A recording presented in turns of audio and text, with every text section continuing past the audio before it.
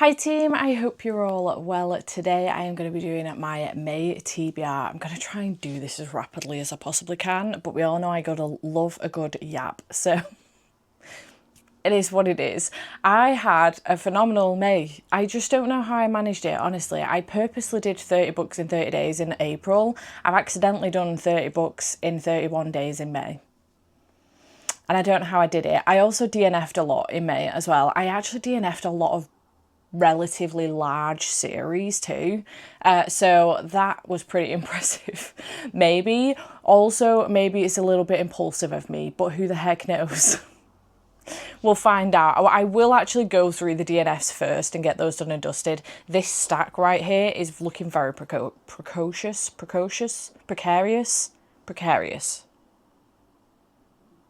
unstable, much like myself. So, as mentioned, I did actually read 30 books in 31 days in May. I DNF'd 5. Is that right? 1, 2, 3, 4, 5.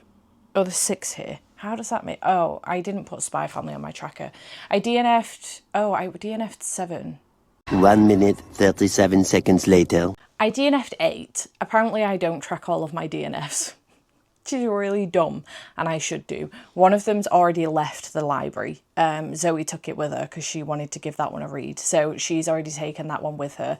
And one of them is actually going to be a soft DNF. It's going to go back on my shelf. So I wonder which one you think that will be. I did manage to read over 10,000 pages though. It was actually 10,001 pages. In the month of May, which is literally phenomenal. I don't know how I managed that. And I listened to 159 hours as well, almost 160 hours. So that's pretty impressive. But yeah, without further ado, let's go through the DNFs that I did have throughout the month. So I have DNF'd the Zodiac Academy. I'm still sad about this. I've got to be honest. I'm that sad about it that once I've made the decision, I actually kept the books on my shelves for a couple more days.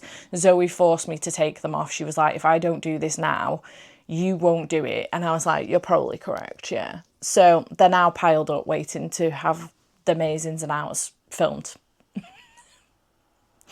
I've DNF'd this series. I'm so sad about it. I've DNF'd at book 4. I loved books 1 to 3. I really enjoyed them. But I think like I was powerhousing my way through those and the novellas as well that came in between. And then what happened was I'd found a reading order that was like to read the whole of the... Well, I don't know why I'm apologising. You may notice a rainbow. My pumpkin and dino are doing their job and I'm just sat right in the way. It's very early in the morning, okay? It's 6:39. Anywho, back to what I was saying about Zodiac. I made the decision... Oh yeah, what happened? Struggles. What happened was I found a reading order in which to really immerse yourself in the Solaria world, and for like biggest emotional impact, this is the way to read it. So it's like book 1, 2, 3, and then book 1 to... I don't know if it was like all of the books in the series that comes like that's set 5 years before or not. I can't remember. Which I think is the Ruthless Boys series, and then Dartmoor Penitentiary set 5 years after, and then come back to book 4 and 5. I can't remember the reading order. Regardless, I read book 1 in the the Ruthless Boys series. Didn't enjoy it.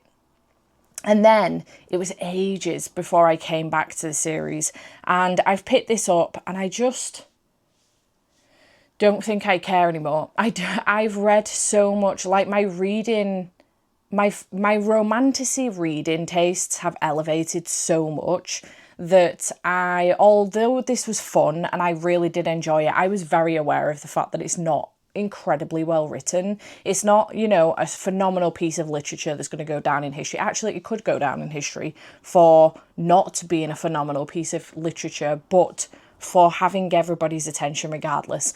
There is crack in the pages, I will say that, and that's what got that is what had me turning the pages repeatedly. And on occasion, I want that. What Jade would call a cheeseburger book. On occasion, that's what I want, but I didn't want that. anymore. I want something that's going to make me, I know this is going to make me hurt actually, but I want something that's really going to dig deep and really going to make me hurt and is, you know, trying to tell me something and stuff. So anyway, I've made the decision to DNF this series. I just couldn't commit anymore. Like, this book in of itself is 700 and odd pages, 700 and over 750 pages. Book 7 that I knew was coming up, because this is book 4. Book 7 that I knew was coming up is over 1,000 pages, and I just can't make the commitment anymore. Not only that, but I had every book except for book 8 and book 9. I had 8.5 in these covers. They started changing the covers, and they started at the back end. So my covers wouldn't match either, which is just fucking annoying. And quite frankly, literally the only excuse I need to DNF this series. It's not the only excuse I have, but it's a reasonable excuse, I think, for DNFing a series, cover changes. So, you know, check yourself. Anyway, I'm DNFing the Zodiac Academy. That's got rid of a whole bunch of books off my shelves, though, to be fair. I am salty about it, but I'm not that salty about it. And if I ever decided to come back to it, I can get it on Kindle Limited. I never really needed to buy the physical books, to be perfectly honest. I'm just annoying like that, and I ended up doing it anyway. I also DNF'd 6 Crimson Cranes by Elizabeth Lim. I just, YA fantasy, I just don't think is completely my jam anymore. So I am particularly picky about the ones that I am picking up these days. And I tend to find that the ones that I do pick up and enjoy, I personally think are not YA. They're definitely new adult. So this one is definitely YA. It's very, very young, and I just wasn't having a good time with it. So I did decide to DNF this one, so that will be in my unhaul pile as well. I did also DNF The Honey Witch by Sydney J. Shields as well, which is the one that Zoe's taken. Again, I just wasn't having a good time with it. It wasn't my jam, and it's just not a book for me. So she has taken that one. Hopefully she enjoys it more than I did. Then I did decide to DNF The Wind Weaver by Julie Johnson. Since I've DNF'd this, though, I can't stop thinking about it. And I did have a lot of comments as well on my video saying that people have really loved this one and really enjoyed it, so they are surprised.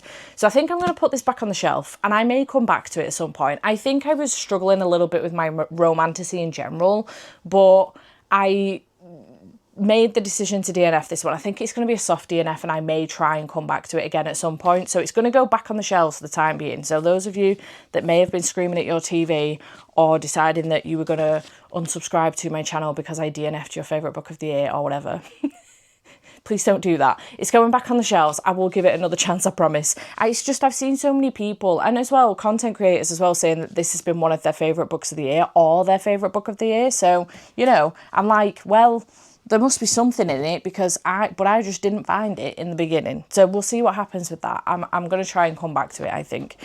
I did DNF Out of the Woods by Hannah Bonham Young. I'm sad about this, I'm not going to lie, but I don't have a great track record with second chance romances, specifically in marriage. I don't mind a second chance romance in which, you know, they had a romance when they were younger, some time has gone by where they were separated, and now they're having a second chance. But second chance in marriage, I tend to struggle with. So I actually even prefer it when they've been married, had a family, got divorced, and then a second chance comes into play. So a little bit like Before I Let Go by Kennedy Ryan. I actually don't mind that one. But when it's a marriage in peril, I just seem to really struggle with it. I don't know why. I understand that marriages do have struggles, you know, and sometimes they need a second chance. And I get that. Realistically, I do understand it. I'm just not that bothered. And in this one as well, I loved Sarah and Caleb. I didn't see any problems between Sarah and Caleb in Out on a Limb. I didn't see any problems with them at all. So I kind of went into this one really surprised about the fact that they were having struggles. Now, I know they don't share this information with everybody at all times, but I would have assumed there would be some side glances or maybe some attitude that was potentially mentioned. And then, you know, our main character from Win, from Out on a Limb, would maybe mention it to Sarah and she will brush it off. That's what I would have anticipated as the build-up for this book, but it just wasn't there. So I didn't care. DNF this one, unfortunately. I hate that for me, though, because I love that cover. I'm sad about it. I am also DNFing the Spy Family series. I'm also sad about this, I will say. I have 12 volumes of this. This is volume 5. It's where I was up to. There's just too much text in here, and I can't deal with it. I had the same issues with Death Note the further I got into that series. There's just no need to have this much text in a manga. And if you're going to do it, split your pages up a little bit more or turn it into a light novel.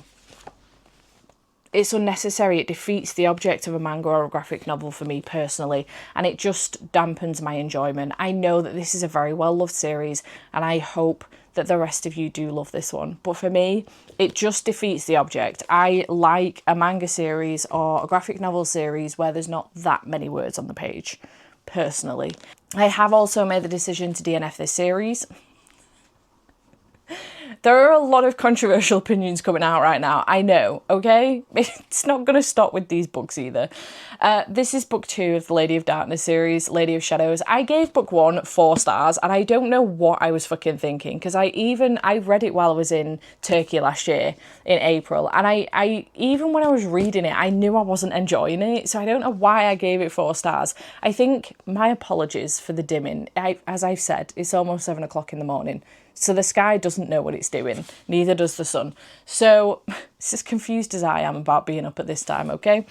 So I don't know why I gave it 4 stars. I don't know if it is that I felt obligated to do so because everybody else was enjoying it, but I've got to stop doing that. So I need to bring that rating down to like a 2.5 or a 3 star because I really didn't enjoy it. I felt personally that it was a copy and paste of Akatar, and I've read those books fucking forever ago. So it's a personal opinion, okay? Please don't come for me about any of these that I've DNF'd, all right? It's a personal opinion. We're all allowed opinions. If we all enjoyed the same books or hated the same books, the world would be a very boring place, you know what I mean? We would have nothing to discuss. So it's important that we all like and dislike different things. So for different varying reasons. For me personally, there are too many characters in this, and the characters that are vital to the story are copy and paste from Akatar. It's so much like Akatar, it's literally not even funny. So the inner circle in Akatar is called something like it's literally the inner something in here. It's a copy and paste.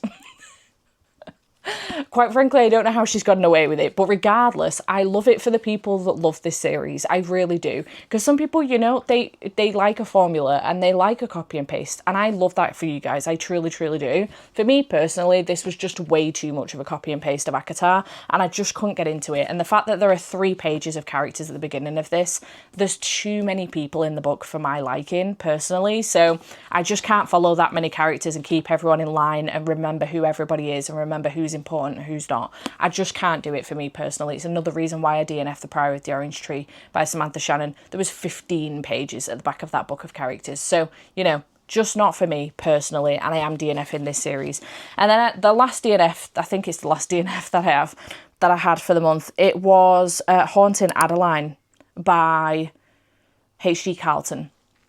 The fact that I even picked this up is the shock, not the fact that I DNF'd it, I think, for most people. This is a stalker romance, and it's been on my mind for a really long time, but I knew that it was a stalker romance, so I wasn't ever going to pick it up, but it was like an itch, and I just wanted to scratch it, okay? So Zoe did discuss it with me, and I felt comfortable going into it because it was given Lights Out and the Ruinous Trilogy, just minus the comedy side of it. Like, she was comfortable with being stalked, and we got the POV of the stalker, and it started out all right, but then as we got like over 100 pages in, she was genuinely terrified for her own life, and I was right along there with her. I no longer felt safe or comfortable like I do with the Ruinous Love Trilogy or like I did with Lights Out. I felt comfortable with those books because they were funny and we were inside the stalker's head. This, although we were inside the stalker's head, I didn't feel comfortable. We're inside the main character's head, and she is not comfortable. She's uncomfortable, she's terrified,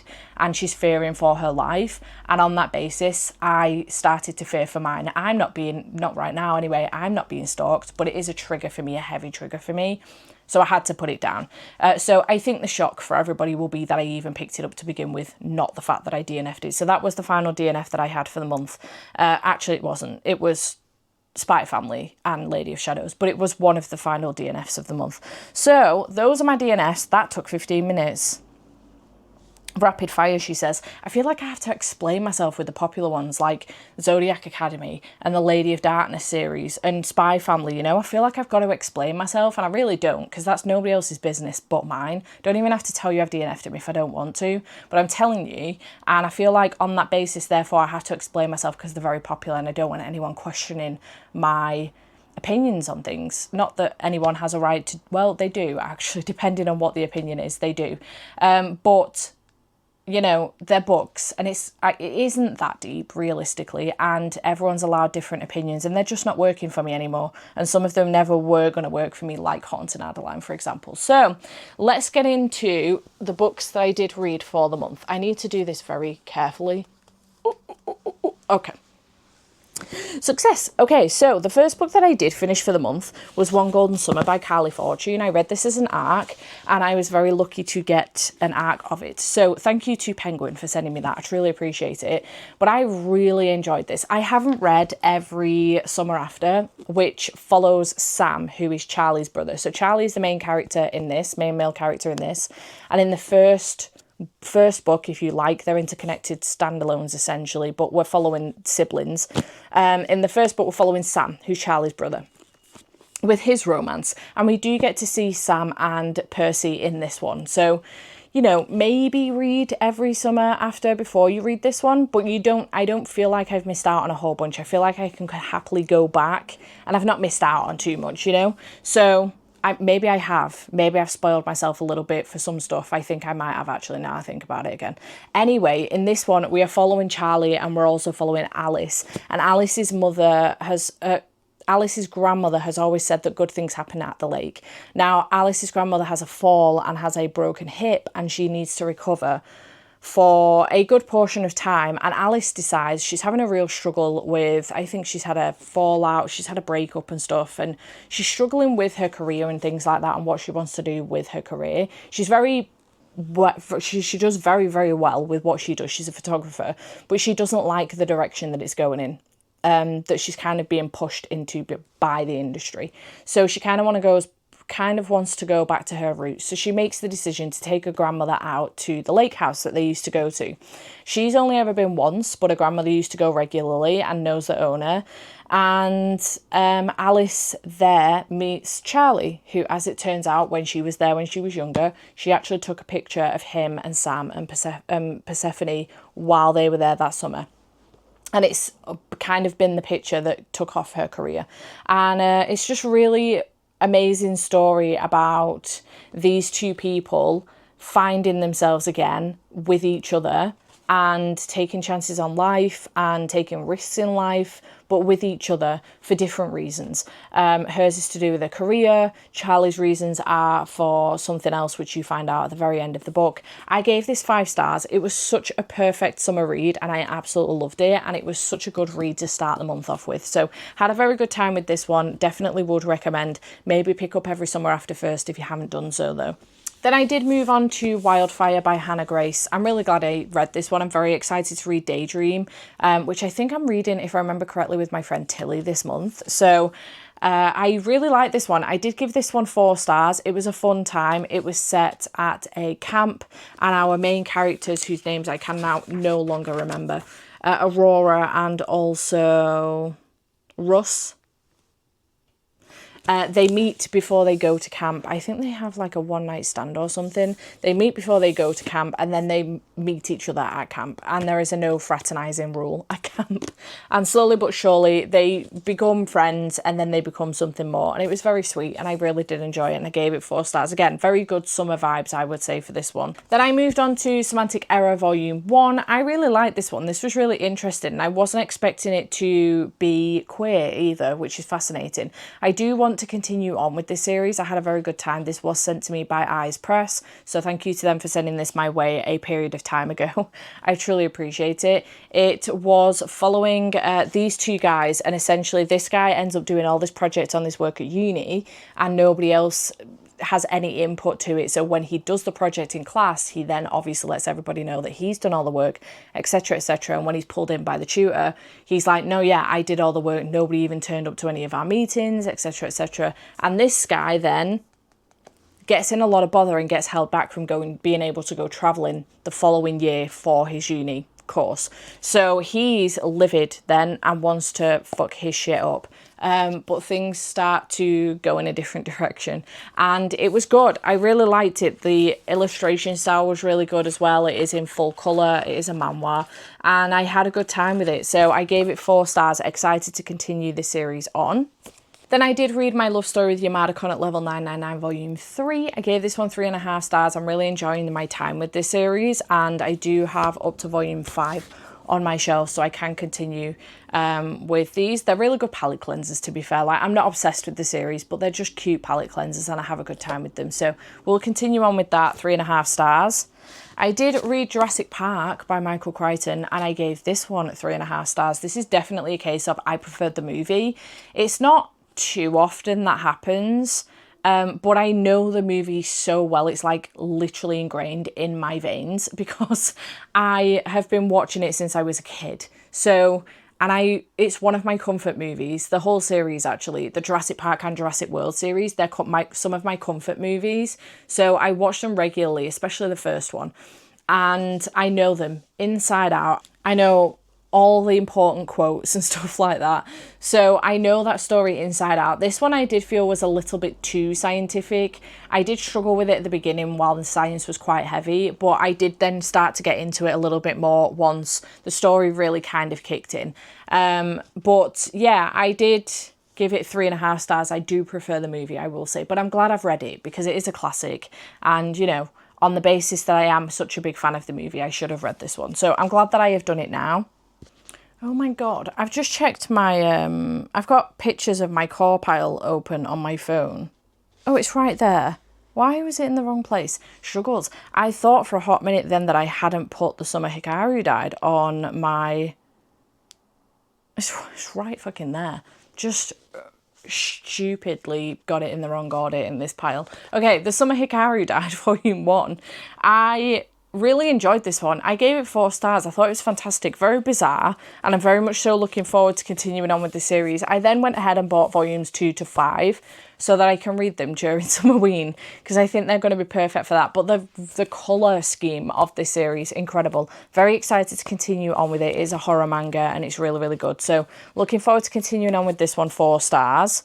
That really scared me then. I was like, oh my god, have I fucked my entire thing up? Anywho, I did go on to Leather and Lark by Bryn Weaver, which I really enjoyed. I was very much so in like a dark romance mood this month for sure, and I really enjoyed this one. I gave this one 4.5 stars. I know this one gets a little bit of, you know, grief. I'm not sure why. There's a lot of mixed feelings about this one. I really liked it. I think it gave us a lot of backstory into why the girls are the way they are in this series, and the brothers as well. We got even more in the third one, but I really liked this one and I did give it 4.5 stars, and it was exactly what I needed as well at the time. So it was, I think, one of those perfect reads at the perfect time that might not have got such a high. It might have only got 4 stars maybe if I'd have read it any other time, but it was exactly what I needed at the time. So yeah, perfect time for picking that up, 4.5 stars. Then I did read A Cat from Our World and the Forgotten Witch volume 1. I liked this one. This was fun. I do have volume 2 on my shelf, so I can continue on with the series, but I liked this. I had a good time with it. I thought it was really interesting, and I'm intrigued to see where the story goes from here as well.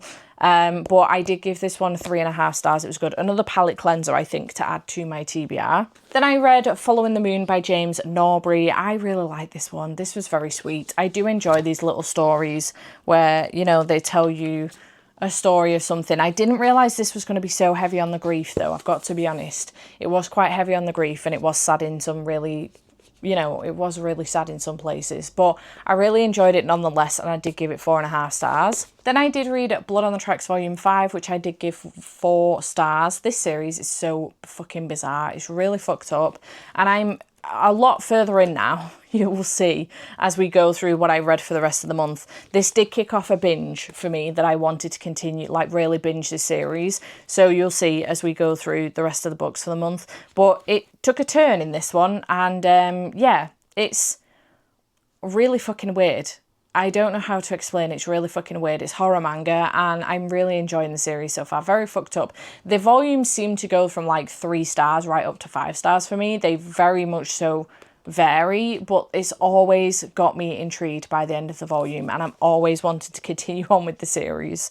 Then I did pick up Not Cicadia by Kerry Lake. I really enjoyed this one. I only hauled it back in April, I think, but I really enjoyed this one and I had a very good time with it. It is a dark academia, dark romance, essentially, and it did get very dark in places. It was really, really interesting, though. I really liked it. I liked the sciencey side of things and, you know, the whole pathogens side of it and things like that. I thought it was very interesting and I really did like the plot line of this as well, the storyline to it. So I did give this one 4.5 stars. I had a very good time. It does make me excited to pick up Anathema because I do have that on my shelves as well. So I'm looking forward to giving that one a read. Following on from that, I then did pick up Phobia by Kerry Lake as well, which was just a very short 30-page, I think, novella, which followed on a little bit from Not Cicadia. She never intended to write it, but I liked it nonetheless. I thought it was a good time and I gave it 3.5 stars. It was interesting. I do wish that it would have been a longer novel though, because it was a good time and I would have liked more. It's always the case for me with novellas.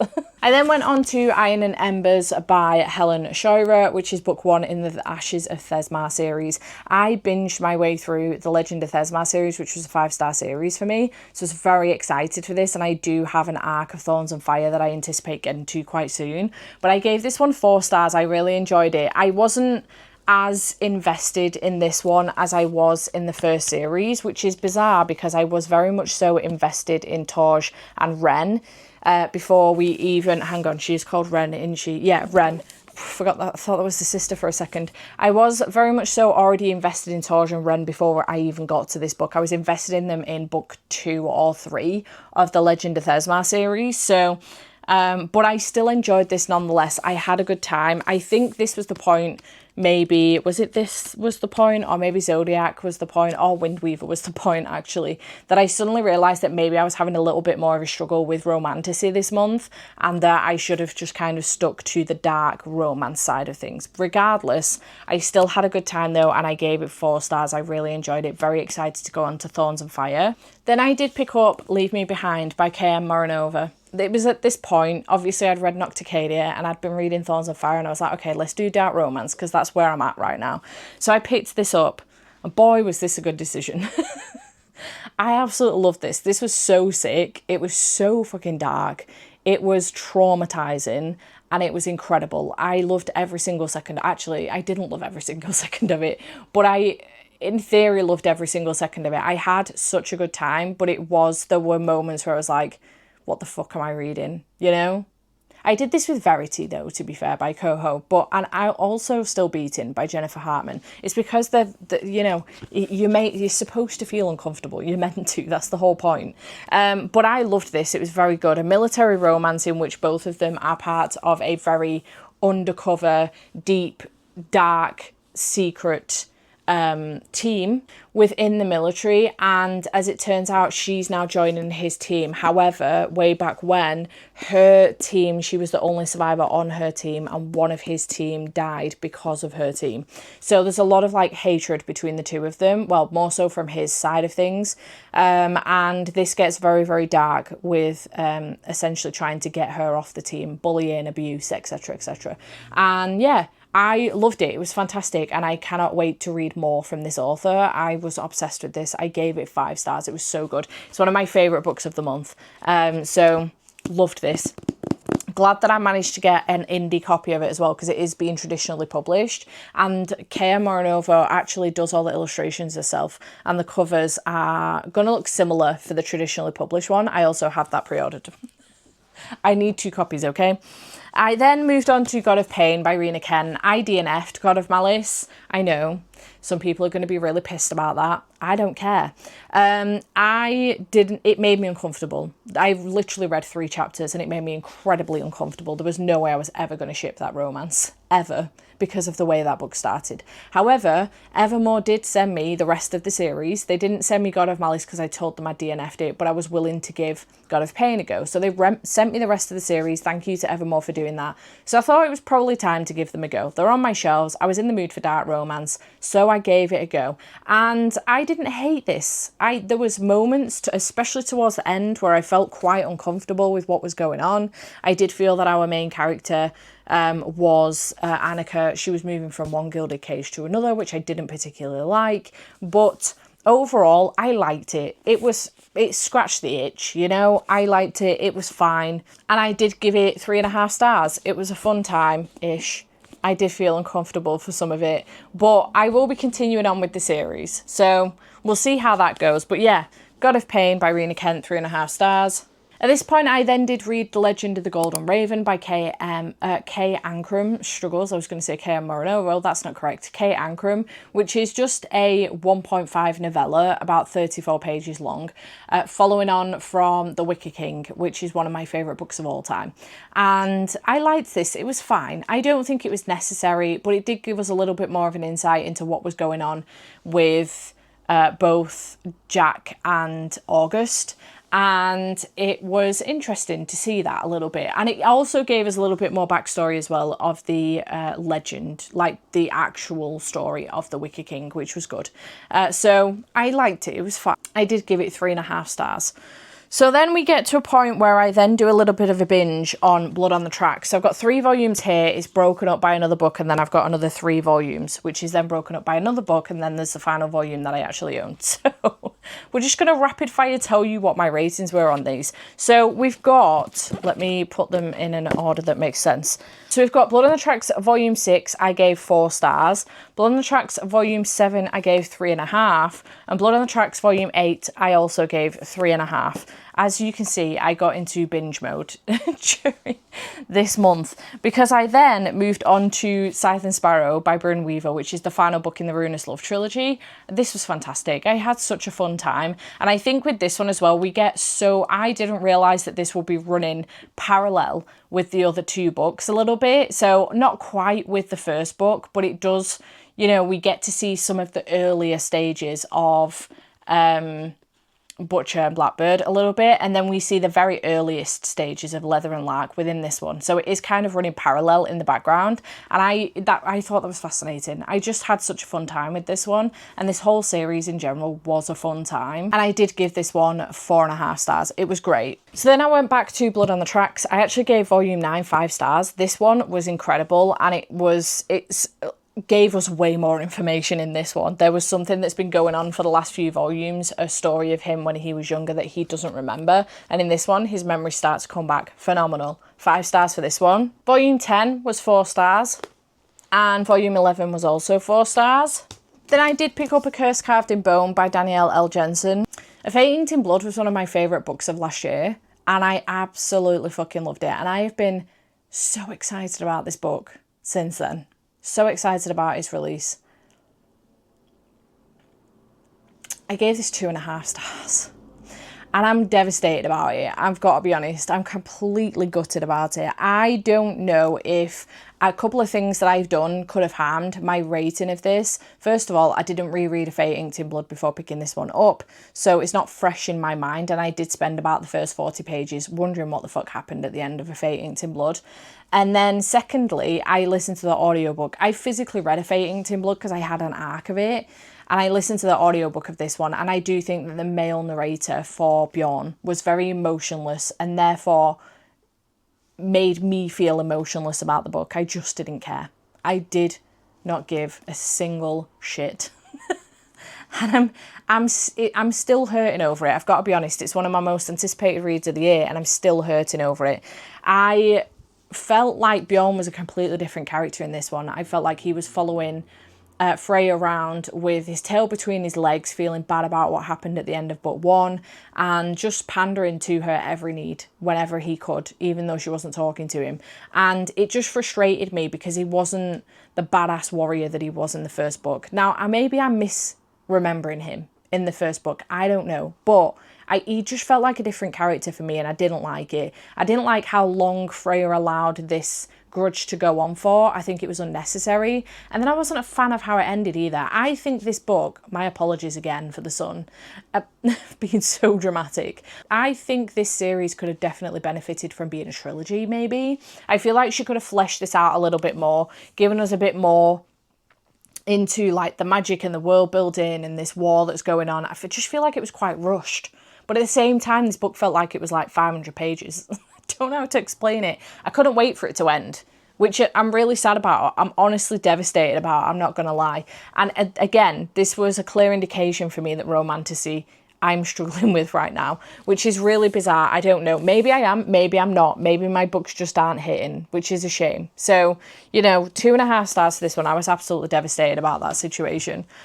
Then this is the last volume that I physically owned. So I have now gone and bought volumes 13 through till 17, which is the final volume. But I did give Blood on the Tracks volume 12 4 stars. And that is me wrapped up until that point on Blood on the Tracks. So, I binged 1, 2, 3, 4, 5, 6, 7 back to back pretty much, and then I did also read volume 5 as well, so I read 8 of them in the month of March, which is why my numbers are so high as well for this month. I did read a lot of manga, but alas, it's still 30 books. I then went on to the Door-to-Door bookstore by Karsten Hen for my translated fiction, and also for Buzzwordathon with the word 2 in the title. And I really enjoyed this one. I gave it 4 stars. This is translated from German, and it was really, really sweet about this old man that goes delivering books to people's front doors from the bookshop. It's also about his job kind of being in jeopardy a little bit, and then this little girl joining him on his trips around, and she wants to learn from him, and she's teaching him stuff, he's teaching her stuff. It's just very, very sweet, and I really enjoyed it, and it's definitely a book for book lovers, I think, for sure. Then I did read The Final Orchard by CJ Rivera. You will not have seen the vlog that this is in for yet, so I'm not going to give too much away, but it's coming up later on this month. So it's just that I've read it in May, so I'm doing it in my May wrap up, but the vlog's not gone live yet. I'm trying to film multiple things at once. Never particularly works out well for me, but I continue to do it anyway. This was good. I gave it 3.5 stars. That's all I'm going to give you on that. You'll have to watch the vlog if you're interested in finding out my full thoughts on that. Then I did read When the Wolf Comes Home by Nat Cassidy, which was my other favourite book of the month, along with Leave Me Behind by K.M. Moronova. This one I gave 5 stars. This was absolutely fantastic. I was reading this for the Book Troop live show, and I did do the live show with Gabby and Gav, and it was such a good live show. I had such a fun time. There is so much to discuss in this book, and it's absolutely phenomenal. It is a horror. I would highly recommend it to all of you, everybody all around the world, especially those of you that read horror. This was so good. Incredibly gory though, and incredibly intense on the daddy issues. I will say, check your triggers and your content warnings for sure, but this was fantastic. I gave it 5 stars. It was incredible. Cannot wait to pick more up from Nat Cassidy. Then I did read Friend Request by Laura Purcell. I don't remember her last name. My apologies. This was a buddy read with my mum, and an impromptu buddy read. It was something that I mentioned on a whim one day to her when we both purchased it in the 99p Kindle deal in May, and she took that very much so to heart, and then let me know that she'd finished the book, and I was like, shit, I haven't even started it. So I did make my way through this. It took me 4 days. I, first of all, love to read my thrillers in a day, or in one sitting, if at all possible, for this reason, because otherwise I start to lose interest and it starts to feel like it's dragging on and there's just no need. So that's exactly what happened with this one. I also wasn't that interested. I didn't particularly like any of the characters. I thought everyone was a bit of a dick, and I didn't particularly enjoy this one. I did give it 2.5 stars. It wasn't great. Not sure what my mum gave it because I haven't asked her yet, but I didn't particularly like this one, I've got to be honest. So 2.5 stars for this one. And then the last book that I did read for the month was an ARC, and it was The Romance Rivalry by Suzanne Lee. I was sent this by Harper 360, so thank you to them for sending me a copy of this. I truly appreciate it. It came in through the door and I picked it up immediately, and 2 days later I was finished. I gave this 4.5 stars. It was fantastic. I really enjoyed it. It is a YA, and I really loved all the different things that were going on in here. We've got 2 book reviewers, and essentially they've become arch enemies. Well, he's her arch enemy, and because it just seems like whenever she posts a review on something, he then immediately posts a review on it, but going against what she said, and it really pisses her off. And then they end up finding themselves at the same uni or college, and then trying to get the same sponsor essentially, and they end up coming up with this little kind of thing to do where they try and see who can fall in love first, and start dating, and they go through each of the chapters, got a different trope, and it's just really, really funny. I really enjoyed myself with this. I related to it on a book reviewer side of things. I related to it on like a little bit of an anxiety side of thing with Irene as well. But I really, really enjoyed the romance between these two. I thought it was very, very sweet, and I had a very good time. I definitely want to read more from this author because this is the first book I've read from her. But I really enjoyed this one. Thank you to Harp 360 for sending me this one. This does come out on the 5th of June. I can't remember, or for the life of me, whether or not that's before or after this video. Fairly certain it might be before this video, maybe a day before. Maybe this is going up on the 6th. No idea. Regardless, it might be out now. Check it out. It was very good. And that is everything that I read for the month of May. That was chaos. I cannot believe that this video, I'm really hoping I can get it down, but right now it's 44 minutes long, 45 minutes long. My apologies, and if I've been looking past the camera, I also apologize, because there's somebody delivering stuff down there and it's causing absolute chaos on the street, and I'm very distracted by it, so my apologies. So yeah, that's everything that I read in the month of May. Here's hoping June can slow down a little bit, because there's just no way that I can keep this up. I will end up burning out horrifically to the point that I just never pick a book up again. And nobody wants that. Certainly not me. So I do need to slow down a little bit. We will see. But I am currently in between about 6 different books. So we'll see how that goes. But yeah, chat to me in the comments down below. Have you read any of these? Please, please, please don't be mad at me about the DNFs, you know? I'm protecting my peace. If I'm not enjoying the series, you can tell me the series gets better in book 3, but I'm not going to carry on. I don't need to get through like 2 books in order to get to like book 3 of something, or even through 1 book to get to book 2 of something in order for it to become good. Like, I just haven't got, there is too many books to read and not enough time. So I prioritize my time, I protect my peace, and I pick up books I'm enjoying, and I hope that's okay. So yeah, I hope you have enjoyed this video. Chat to me in the comments down below, and I will see you in whatever comes next. Bye for now.